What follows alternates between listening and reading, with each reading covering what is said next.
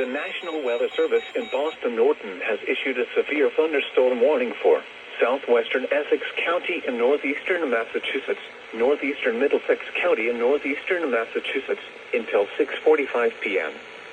At 5:43 p.m., a severe thunderstorm was located over Carlisle, or over Chelmsford, moving east at 25 miles per hour. Hazard, 60 miles per hour wind gusts and penny-sized hail. Source, radar indicated. Impact, expects damage to trees and power lines.